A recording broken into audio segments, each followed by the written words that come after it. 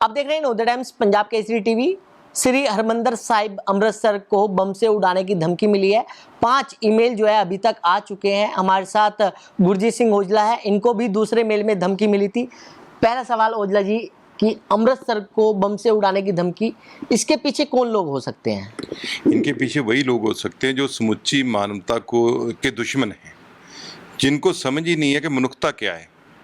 क्योंकि अमृतसर तो एक ऐसा स्रोत है जहाँ सब लोग प्यार करने वाले लोग आते हैं और गुरु परमात्मा के अरदास कर कर शांति लेते हैं वहाँ से। और उपदेश उसका इतना बड़ा है कि वहाँ कोई वर्गीकरण, कोई धर्म की बात नहीं है।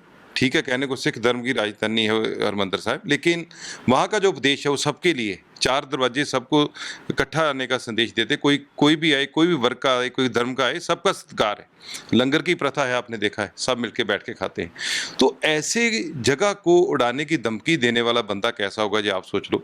और वो ताकत कैसी होगी उसका, वो बेसिकली आतंकवादी सोच की ताकत होती है। आतंक फैलाते हैं। अब आतंक फैला दिया ना उन्होंने, 5 ईमेल की, तो वो उनका मनोरथ है आतंक फैलाना। लेकिन इसको संजीदगी से लेना चाहिए सरकार को,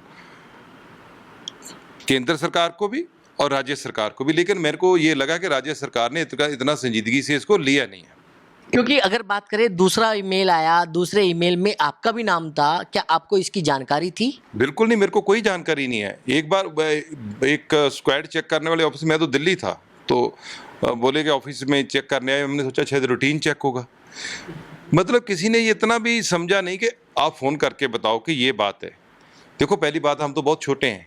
हरमंदिर साहब को आ गया तो किसी को भी आ जाए, उसका कोई मैंने नहीं रखता।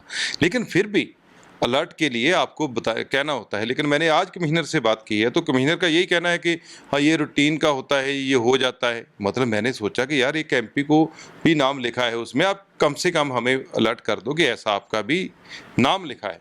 मेरी कमिश्नर से बात हुई, बोले हम बड़ा अच्छी तरीके से इसको टैकल कर रहे हैं, हम पहुंच गए हैं, कुछ लोग हैं, हमने वहां तक अप्रोच कर ली, कहाँ से आ रही है। मैंने बोला वो ठीक है, आप कर रहे हो, ये टेक्निकल इशू है, इसमें थोड़ा टाइम तो लगता है।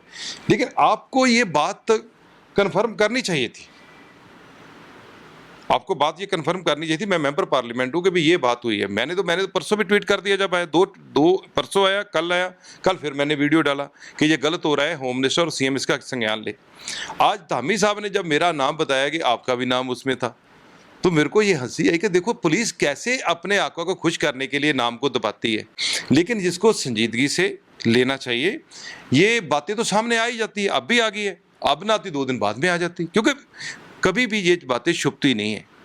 पहली बात तो हरमंदिर साहब इतनी आस्था का केंद्र है, हमें फोकस उसके ऊपर करना चाहिए। हम लोग तो चलो जिंदगी एक है, कोई बात नहीं, हमें भी आई है, कोई इसकी चिंता नहीं है। लेकिन बार बार जो आदमी हरमंदिर साहब को टारगेट कर रहे हैं, सबसे बड़ी बात ये है। लेकिन आज सीएम का नाम आया तो सब एक्टिव हो गए। ये गंभीरता का विषय है। लेकिन जांच होनी चाहिए साइबर सेल के द्वारा कि जिस तरीके से जहाँ से ईमेल आया, क्या वो तो इतनी बड़ी बात होगी, जांच तो चल रही है इसकी, कर रहे होंगे। और मैं तो यही कहूँगा कि आप इतनी सबको कहना चाहता हूँ कि आप ज़्यादा चिंता ना करें। मेरा ख्याल है कि इसके तक सरकार की मंशा होगी तो जल्दी पहुँच जाएंगे। और लग तो रहा है कि अब जब सीएम को आया तो अब शायद और जल्दी हो जाए। तो बिल्कुल, ये थे गुरजीत ओजला, जिन्होंने खास बातचीत की। दिल्ली से कमल कुमार कंसल, नवोदय टाइम्स पंजाब केसरी टीवी।